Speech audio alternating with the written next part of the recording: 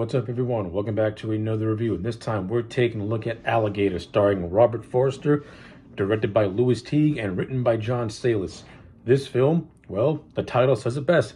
A man-eating alligator gets loose in Chicago and goes on a killing rampage, while all the while, Robert Forster's character of Detective Madison is on the hunt to stop the beast.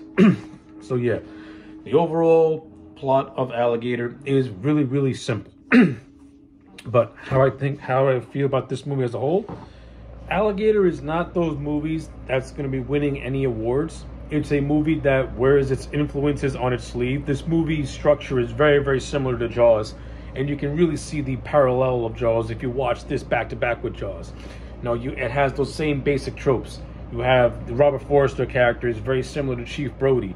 He's the cop of the town, and the people don't believe that there is a beast attacking them and hunting them down. You have a town that is more or less in the stronghold of a city official that wants to brush everything under the rug so that way he can meet his needs and goals. And you have the scientist, you have the scientific expert, you have the big game hunter and stuff, and you got all those tropes. So if you're someone that's watching Alligator and then you watch Jaws, you're gonna be like, wow, this movie's a ripoff. Like, there's no originality to it at all. But if you just watch Alligator for what it is, which is just a solid B monster movie, it's extremely entertaining. It's cheesy, it's fun, it's got some good gore effects. You have a very solid cast of actors that not only includes Robert Forster, but you have other actors in here. You have the actor who played Frank Pentangeli in Godfather Part 2. You have one of the actors who was in One Flew Over the Cuckoo's Nest. Like, this movie has got a good, decent cast to it, and I enjoyed it.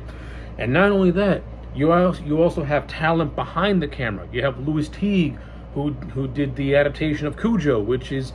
Now, Cujo won't go down as one of the best Stephen King adaptations, but Cujo is still a very solid movie.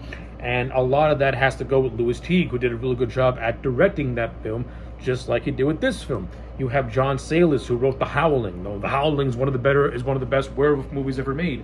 I prefer The American Werewolf in London, but that's neither here nor there. John Sayles, the man's name has credibility to it.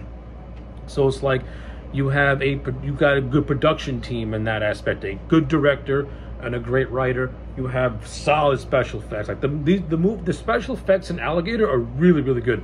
A nice combination of miniatures and animatronics, and a little bit of stop motion, and it looks really good. It blends in with the movie really nicely, especially the animatronics. The animatronics of this film are fantastic. Like, the alligator looks ginormous, looks gigantic, it looks realistic, and to Louis Teague's credit, he didn't overexploit it. He didn't overexploit it, which I appreciate.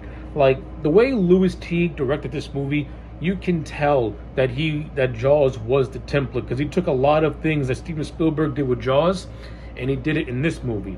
But unlike Jaws, where Steven Spielberg had to pretty much, think on the fly because the mechanical shark was not working, Louis Teague, in the same way, kind of shot Alligator like a slasher movie. You got to remember, this movie came out in the 1980s, so the slasher genre had just boomed, and it was the hot ticket.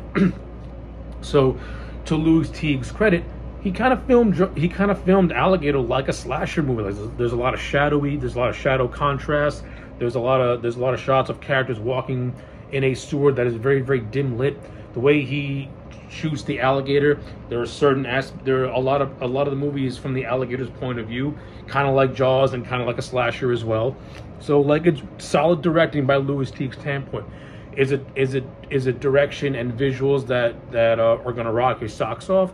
No, you have seen it done before, and you've seen it done better by better directors. But for Louis Teague, he was able to make it look really good, and it looks great. It looks great. I'm not gonna lie, it's really good. The production behind this movie is well done. Like I said, and aside from the special effects, I like the whole urban setting of Chicago and the whole idea of this giant beast just attacking this city. It's entertaining. It works for me. I love the chaos. It's kind of like watching Godzilla only with an alligator. It's fun. Of course, this movie does have a lot of cheesiness to it, especially with the alligator especially with the alligator being grown to a ginormous size. Now there is a scientific explanation to it, and you do have to suspend your disbelief. Basically, so basically, in the opening prologue, this little girl and her family are vacationing in Florida. The little girl buys an alligator from a tourist trap. Her father, who don't like animals, flushes said gator down the toilet, and the alligator, it goes into the sewer system and lives off dead carcasses of experimental animals. There's this whole subplot of this research center using animals for their scientific experiments. And they're using these, and I forgot what they were using, but it's something that can make you, it's a chemical that kind of like makes you grow in size or something like that. I can't remember what it is precisely. Again, it's a very scientific-y, it's a very just convoluted thing just to get the alligator to the size that it needs to be for this movie in order for it to be a legitimate threat. So for what this movie had to offer in terms of the alligator as a threat and how it came to be, whatever, cool. In terms of this movie's characters, mostly everyone's really likable to me. Of course, Robert Forster, you can't go wrong with him. I like him as Detective Madison. I like how he has his own tragic backstory. And I like the whole thing of him being labeled as a partner killer, because every partner that he has ends up getting killed. And it kind of plays into his relationship with Dr. Kendall, who more or less becomes his partner. But this is a partner who does not get killed, and actually survive, and actually helps him defeat the alligator at the end of the movie.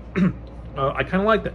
I kind of like the relationship between Madison and Kendall. It works for me. Kendall is the scientist, and also the romantic interest to Madison.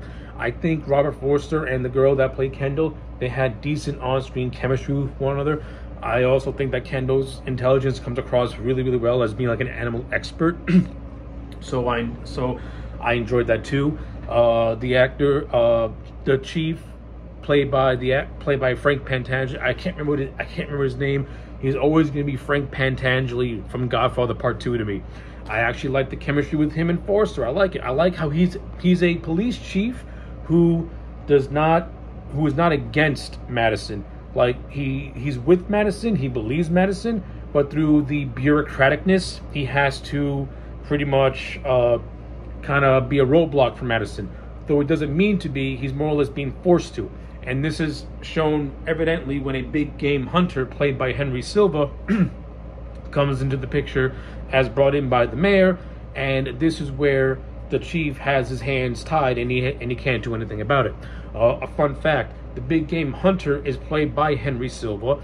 If you're familiar with Batman the Animated Series, he's actually the voice of Bane.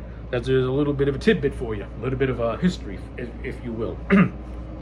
But the big game hunter ended up being inconsequential since the alligator devoured him. And when you get to the third act, the alligator devours the mayor too, and he also devours this guy named Slade and his son-in-law, his would-be son-in-law. These two guys are responsible for kidnapping animals and experimenting on them. So those two assholes get their comeuppances by the alligator. It's the massacre at the Slade wedding is the best scene, because mostly the film's big human villains get disposed of by the alligator, and you're actually cheering for this thing to kill these people. So I like it. Speaking of the alligator attacks, there's a lot of good ones. Like there's the big game hunter that gets killed. There's this real vicious scene where this kid is playing with his brothers and he walks the plank into a pool. Unbeknownst to his brothers, they pretty much lure him into the mouth of the alligator in a really gruesome scene where you see nothing but blood emaciating from the top of this pool, scaring these kids. It's a really good scene. You have a bunch of other scenes of the alligator attacking other cops while on the street and in a lake. He bites off, and in those instances, those two characters kind of lose their legs in a very gruesome manner. So I like it. Good stuff. The stuff in the sewer, as I mentioned before, I think it's really well done, especially the end where Robert Forster's in a race against time to try and get a bunch of bombs set off, which he narrowly escapes, and the alligator's blown to bits. We think it's all over, but the movie ends on a cliffhanger of a baby alligator and the setup for a sequel, which I know does exist. I have not seen it, and to be honest with you, if I'm not going to search it out. But I may be missing a couple of things here and there, like Detective Madison being forcefully fired by the chief because he went against the mayor and he went against the mayor. You got stuff like that, and you got maybe other little things that I missed as well. But the whole generalness of it, Alligator is a movie that if you want to watch it just for the sake of watching it, it's not a boring movie. It's a quick watch. It's entertaining. It's got good actors, good special effects, good directing, good writing. So, yeah, end of the day, for me, Alligator is a solid... I'm going to give this movie an 8 out of 10. I really enjoyed it, and I do recommend it if you want to watch a good, fun monster movie. So, yeah, those are my thoughts. Let me know yours in the comment sections down below. Like the video and subscribe, and I'll check you back next time for more.